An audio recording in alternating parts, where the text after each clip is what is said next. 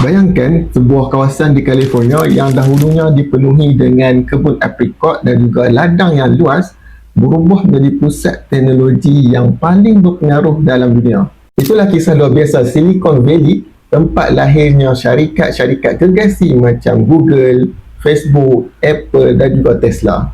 Sekitar awal abad ke-20, dulu kawasan ini dipenuhi dengan ladang buah dan juga bunga, sebab tu orang panggil dia Valley, bersempena dengan lembah Santa Clara. Tapi semuanya berubah bila seorang profesor ni dari Stanford University, Frederick Terman, mula menggalakkan pelajarnya untuk cipta syarikat mereka sendiri daripada hasil penyelidikan mereka.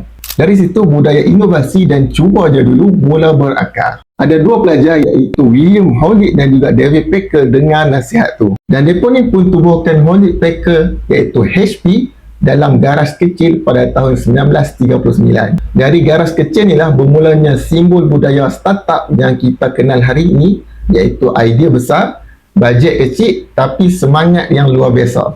Lepas Perang Dunia Kedua, permintaan untuk komponen elektronik dan juga komputer makin tinggi. Jadi syarikat-syarikat semiconductor pun mula muncul. Sebab itulah nama Silicon Valley itu lahir, merujuk kepada bahan utama untuk chip komputer iaitu silikon. Dengan adanya venture capital dan juga budaya berani gagal, kawasan ini menjadi magnet untuk talent-talent yang ada kat seluruh dunia.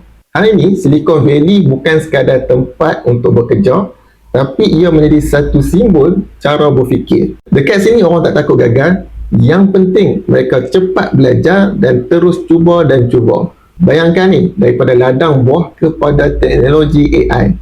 Perjalanan ni membuktikan bahawa dengan visi, komuniti yang betul dan juga semangat untuk mencipta sesuatu, apa-apa pun boleh menjadi kenyataan.